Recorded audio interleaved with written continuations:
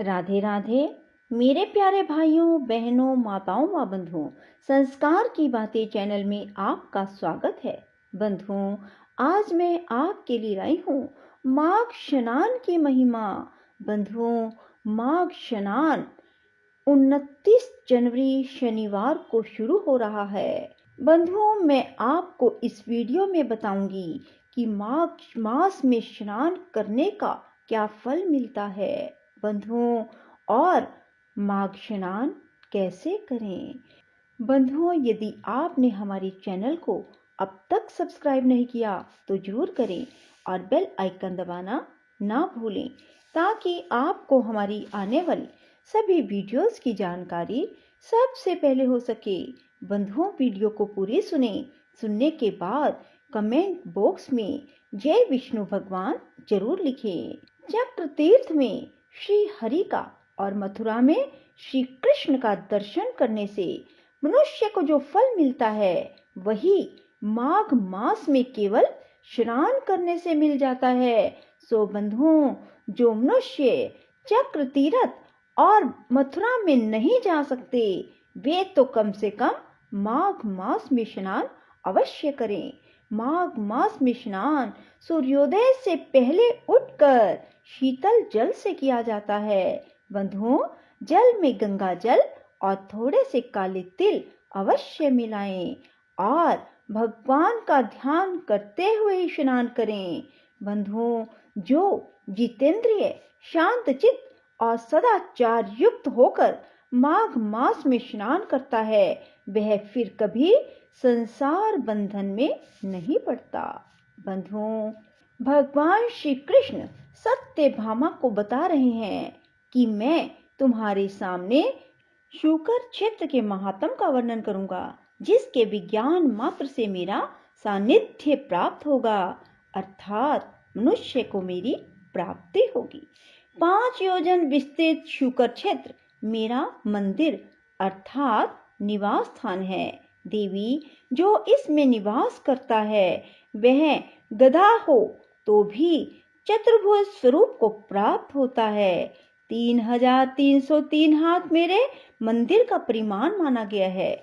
जो अन्य स्थानों में 60,000 वर्षों तक तपस्या करता है वह मनुष्य शुकर क्षेत्र में आधे पहर तक तप करने पर ही उतनी तपस्या का फल प्राप्त कर लेता है।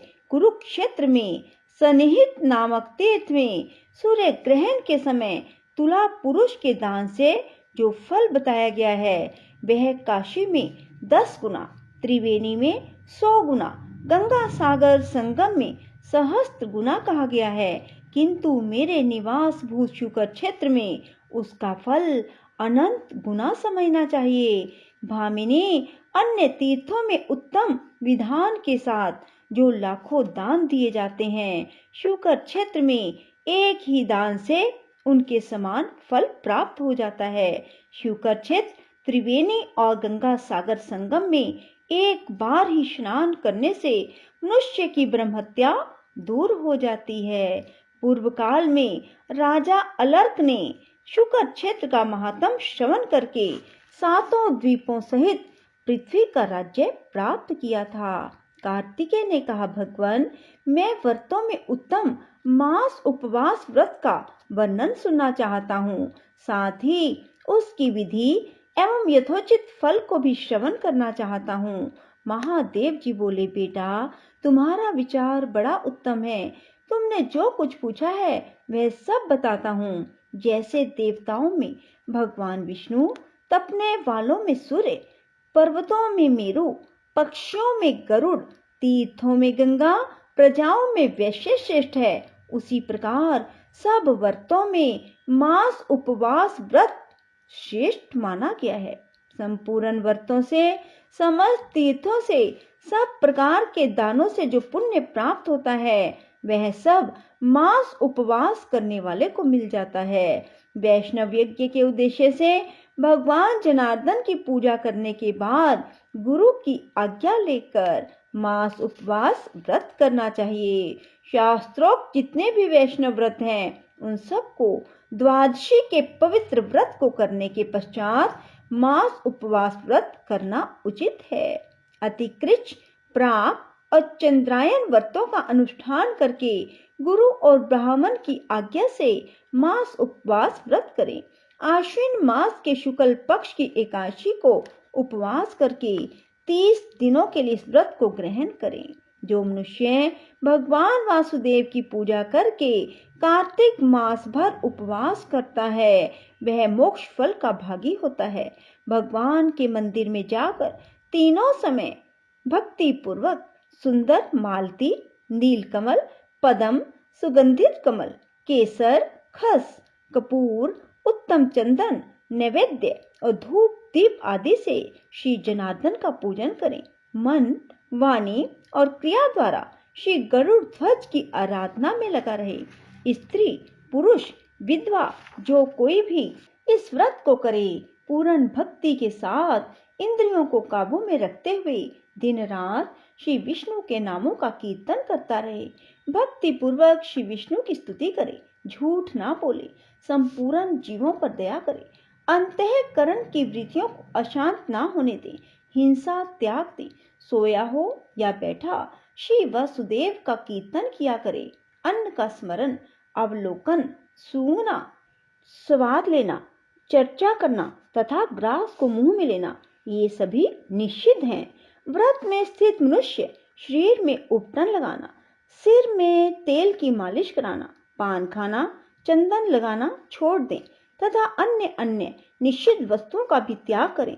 व्रत करने वाला पुरुष शास्त्र विरुद्ध कर्म करने वाले व्यक्ति का स्पर्श ना करें, उनसे वार्तालाप भी ना करें।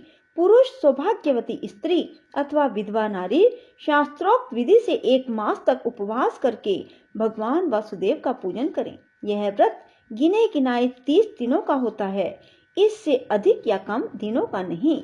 मन को संयम में रखने वाला जितेंद्रिय पुरुष 1 मास तक उपवास के नियम को पूरा करके द्वादशी तिथि को भगवान गरुड़ ध्वज का पूजन करे। फूल, माला, गंध, धूप, चंदन, वस्त्र, आभूषण, वाद्य आदि के द्वारा भगवान विष्णु को संतुष्ट करें। चंदन मिश्रित तीरथ के जल से भक्ति पूर्वक भगवान को स्नान कराएं। फिर उनके अंगों में चंदन का लेप करके गंध और पुष्पों से श्रृंगार करें। फिर वस्त्र आदि का दान करके उत्तम ब्राह्मणों को भोजन कराएं, उन्हें दक्षिणा दें और प्रणाम करके उनसे त्रुटियों के लिए क्षमा याचना करें। इस प्रकार मास उपवास पूर्वक जनार्दन की पूजा करके ब्राह्मणों को भोजन कराने से मनुष्य श्री विष्णु लोक में प्रतिष्ठित होता है। मंडप में उपस्थित ब्राह्मणों से बारंबार इस प्रकार कहना चाहिए, द्विजवरों, इस व्रत में जो कोई भी कार्य मंत्रहीन, क्रियाहीन, सब प्रकार के साधनों एवं विधियों से हीन है, वह सब आप लोगों के वचन और प्रसाद से परिपूर्ण हो जाए। कार्तिकेय, इस प्रकार मैंने तुमसे मास उपवास विधि का यथासंभव वर्णन किया।